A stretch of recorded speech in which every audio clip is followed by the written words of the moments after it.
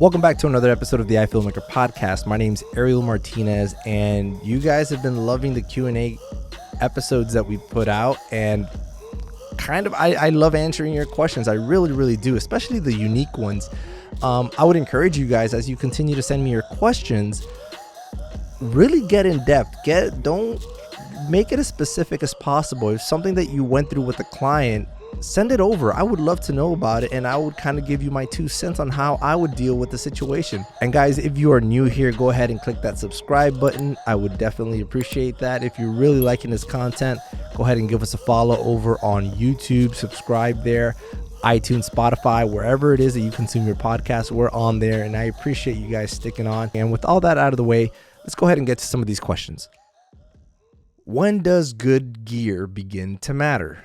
It really depends on your definition of good gear, and kind of you have to sort of evaluate what it brings to what you can offer to your clients. There's a couple of things that I would consider before considering new gear. Can I make more money off of it? Or does it allow me to provide a service that I cannot otherwise provide without it? So, for example, I got the for the longest time, I've been sort of going back and forth whether I should get the Sumo 19 monitor. I thought, man, is this a purchase that's gonna just something that I want, or is it a purchase that it's really going to add value to my work? Is it going to make my workflow easier? Is this something that's going to provide value for my clients? Are they going to want to pay extra for me to have this? And those are the questions that I sort of needed to answer. And for the longest time, when I say longest, I mean like a year and a half, I've been back and forth. It's really been no. It's really more of a self-fulfilling sort of purchase. I just want it because it's an awesome monitor, but I really found no need for it. My clients weren't really asking for a big director's monitor, and I just didn't find any use for it. A $2,000, monitor, until recently I started getting more inquiries to do multicam shoots. And I know that the Sumo 19 has a multicam switcher. And I said, well, there's an idea. I can offer on-site editing, on-site video switching, because I know it records the XML and all this stuff. And this is another service that I can provide my clients. And you know what? I started offering this on these multicam shoots, and every single client, 100% of them, has said, that would be amazing if we can add that, so they want that service. Then it became valuable to me. Then I can start charging extra for it on my set and let it literally pay for itself. So that's sort of a way that I would evaluate a purchase. Now, multicam shoots means multiple cameras. So now I need multiple cameras. Now I need an extra camera. So things like that is what you want to start to evaluate. Now, another thing, if you are, let's say you're a beginner, maybe you're working with a Canon T7i or something like that, a beginner, good entry-level camera, and you're wondering, should I get a red? Should I go cinema? Should I kind of really start asking, like, what do those cameras have that I don't already have with this? And let me tell you, a good indicator of whether or not you should upgrade is if you can answer that question, right? If you can really answer the question yourself, saying, this camera has this, and this, then yes, it is more valuable for me. I should be able to, I want to move into that direction. Now, be very honest with yourself. If you need a better image quality, if you need, more bit depth, if you need the internal NDs, if you need XLRs, if you really want to start going into that territory, then yeah, maybe it's more valuable, and then start weighing the options when you get to that level. On the other hand, are you being hired to do all that? There are other alternatives. Some people just simply get an audio recorder to get those XLR ins and just record externally and sort of sync it later. So I did that for a little while, really because I couldn't really afford a cinema camera at the time. And so those are just things that you definitely want to consider. Consider how much value it brings to your business. Is it making you money? Are the clients requesting it? So sort of things like that is what you really want to evaluate when considering new gear. And that's kind of when you start to see better gear does matter. And Not only that, as you grow in your business, you want reliable gear. You want stuff that's going to stick with you, that is not going to break on you, that you can trust from a reliable manufacturer. And I think that that's very, very important. Not to say that other products would never work. It's just, for me, I just like to rely on what's been tested and what's been proven. And that's sort of kind of my method of evaluating all that. How do I know if I'm heading in the right direction with my career? I've made great progress, but I want to analyze to see if it's where I should be. That's awesome that you're even thinking that way. That's really, really good. A good indicator is really, did you do better than you did last year? Really, right? Because that's always the goal. I would definitely not look at other people and see where they are. Maybe you use it as motivation, but don't compare yourself to where anybody else is. That's something that would really kind of sort of depress you. It really depresses me if I started to do that. But what you always want to know is, am I doing better than I did last year? And am I closer to reaching my goal? If the answer is yes to both of those questions, then you're in the right track. Look at your numbers. If you guys are not analyzing your numbers, you really should start doing that. That's a very good indicator of how you are doing.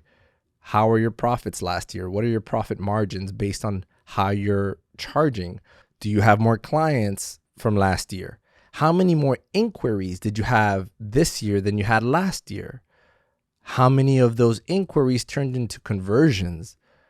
So things like that you really want to start keeping track of. And yeah, it's kind of tedious, but that's how, listen, if you want to get to be a big successful company and whatnot, depending on where you want to go, every successful company has a metric system, has a way to measure their success. And the only way to do that is to write down and record and document their progress. And that can mean anything. It could be by the amount of phone calls that they receive on a daily basis, on a weekly or monthly basis. How many of those phone calls turn into actual work?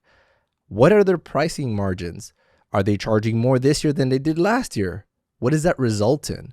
So I think that those are things that need to be tracked in order to really see progress. And any sort of progress, I think, is good progress.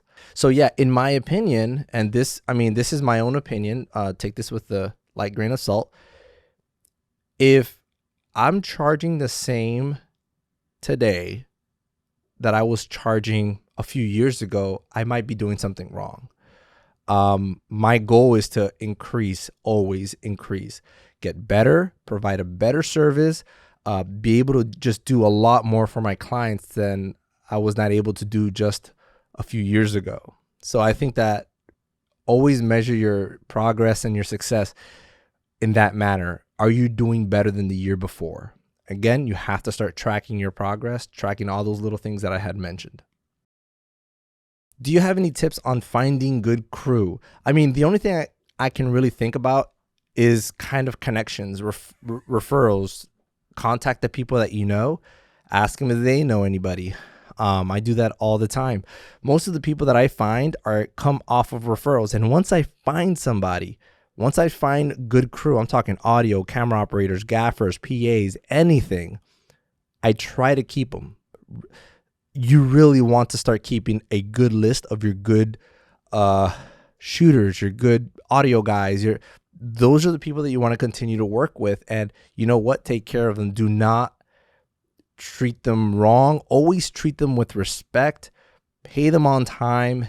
Make sure you're treating your crew as you would want to be treated, right? That's sort of the golden rule in pretty much anything in production. These are things that we absolutely need to be practicing to kind of keep a nice tight-knit group of good people that you like to work with.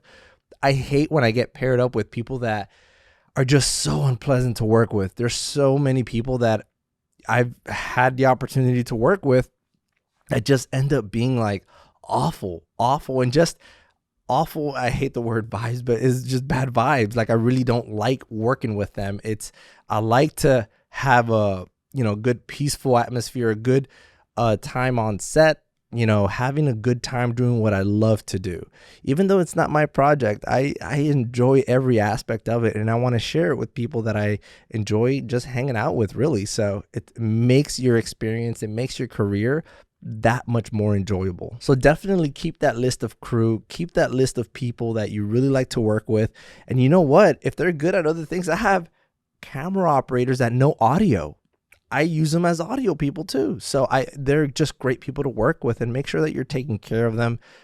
Make sure that they have a good time on your set, and ask for feedback. Hey, what did you think of the shoot? I thought it was pretty enjoyable. What about you? So just have a good time, and make sure that everyone that you work with and that work with you are enjoying your shoots and your sets the same way. How long after your shoot do you send your invoices? I try to send my invoices almost immediately. Really, I try not to delay on that, because most of the time we all operate on like net 30. So usually it'll be net 30 after your invoice has been sent.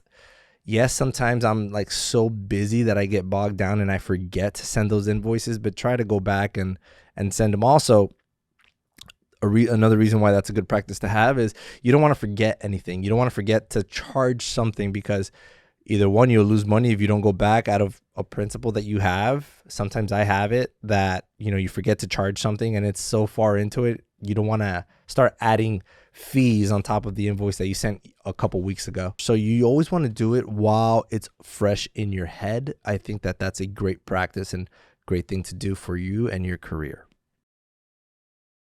Is there any way to track and see if more gear is worth purchasing? Well, it really depends on the gear that you're purchasing, but absolutely, the way that I like to do it, my method is directly on my QuickBooks. I have a line item, and this is why I've said it. I think it was in a previous podcast. I said, go ahead and put a line item for every piece of gear that you have, your camera, each individual camera, your lenses, even your lighting equipment, your audio equipment, everything that you bring on set, your teleprompter, your slider, your gimbals, everything individually, and give it a percentage, charge a certain fee for the rental of that gear, even though you're the one using it, and keep it all separate. That way, at the end of the year, you can go back and see how much money has each of those pieces of gear made you. I think that's proper grammar, but yeah, so that is awesome. I get excited every time I go at the end of the year and look at my books and see what service, what equipment has made me the most money. And my FX9, the AFX3, the teleprompter, how much each of all this stuff has made me on their individual basis. I can then make educated decisions as to what my next purchase will be. It's going to be a return on investment, because you can quantify the purchases. You can literally quantify, this is a reason why I need to buy this equipment, because it's making me so much money. And if I had to, maybe I can make more money. I could offer more or whatever. Also, track how much money you're spending on rentals. Maybe that's money that you could be pocketing. So consider those when kind of doing those. The return on investment on equipment I think is astonishing. I think it's incredible. There is your own fee, and then there's rental fees. I truly believe that's a great way to work and a great way to be even more profitable. All right, guys. Well, there you have it. Those are the questions that we have for this episode. I hope you guys found that useful and valuable. Again, send me your questions, anything specific. I would love to know about how you guys are doing, what you guys have going on, and how I can help assist and help you be a little more successful, a little bit more profitable, and get your career up and running nice and making great progress toward the goals that you're trying to reach. So that's all I have for you today. My name is Ariel Martinez. I'll see you on the next episode.